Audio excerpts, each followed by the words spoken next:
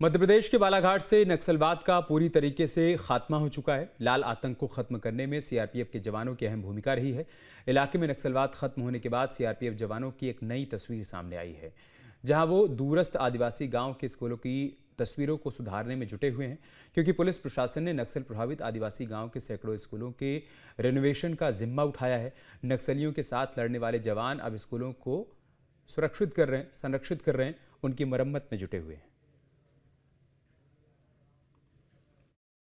हाँ, वो अभी थोड़ा ठीक कर रहे हैं भैया। पहले पूरा खराब था, हो गया था। जो अभी भैया लोग आए, इन साहब लोग तो बना रहे हैं अभी। बाल-बच्चे के लिए थोड़ा पढ़ाई-लिखाई के लिए कुछ साधन बन जाएगा ऐसे करके। मैं यहाँ तो पढ़े नहीं हूँ, फिर पहले मैं बालाघाट में गया था। बालाघाट में 5वीं तक पढ़ा, इसलिए फिर छोड़ दिया मैंने। हाँ, क्या बरसात में टपकता था और स्कूल? बरसात में पानी टपक रहा था। इतने साल से हमारे गांव का स्कूल पानी की वजह से थोड़ा खराब भी हुआ था, तो अब साहब लोग आके साफ सफाई कर लिया था, किया है और बच्चे लोग सही सही पढ़ेगा, अच्छा शिक्षित हो जाएगा। 31 मार्च 2026 नक्सलवाद को खत्म करने की ये डेडलाइन तय की गई थी, लेकिन मध्य प्रदेश से दिसंबर 2025 में ही नक्सलवाद खत्म हो गया। ऐसे में सबसे महत्वपूर्ण भूमिका नक्सलवाद को खत्म करने में सीआरपीएफ की रही है। सीआरपीएफ के द्वारा लगातार जंगलों में लोहा लिया गया नक्सलियों से, साथ ही साथ कई एनकाउंटर हुए, कई मुठभेड़ हुए और उसका परिणाम दिसंबर में देखने को मिला। लेकिन अब सीआरपीएफ की एक नई तस्वीर सामने निकल के आ रही है, जिसमें सीआरपीएफ के जवानों द्वारा स्कूलों को रंग रोगन किया जा रहा है। जी हाँ, बालाघाट पुलिस प्रशासन ने लगभग आदिवासी या दूरस्थ क्षेत्र के ऐसे सैकड़ों गांव हैं जिनको गोद लिया गया है और उन स्कूलों को रंग रोगन किया जा रहा है।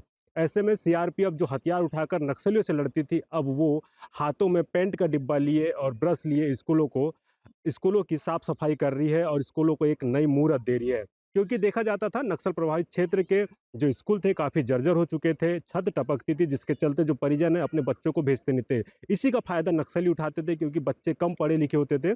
ऐसे में उन्हें बहला फुसला कर अपनी विचारधारा में पता करके वो अपने अपने दलम में शामिल कर लेते थे। प्रशासन ने एक बहुत अच्छा काम किया है कि अगर सशस्त्र नक्सलवाद को तो खत्म कर दिया है, लेकिन विचारधारा को खत्म करना पड़ेगा, तो बच्चों को पहले पढ़ाई ज़रूरी है। ऐसे में सबसे पहले वो स्कूलों को एक नया मुहूर्त दे रहे हैं, उसके बाद अब परिजन जो है आदिवासी क्षेत्र के, वो बच्चों को स्कूल भेज रहे हैं, क्योंकि वो एक माहौल जो जिस तरह का होना चाहिए पढ़ाई का, वो यहाँ पर नज़र आ रहा है, जिससे कि बच्चे जो हैं नक्सलवाद की विचारधारा को छोड़ करके संविधान की राह पर चलेंगे और निश्चित ही उज्जवल भविष्य होगा। तो बहुत अच्छी पहल की जा रही है और जो सीआरपीएफ है, वर्दी के साथ हमदर्दी भी दिखा रही है। अब जिस जिस तरह से जो देश का भविष्य कहा जाता है बच्चे, अब वो इस स्कूल में पढ़ेंगे, अपने आप को सुरक्षित महसूस करेंगे। Chittaranjan Nerkar, news state, Balaghat.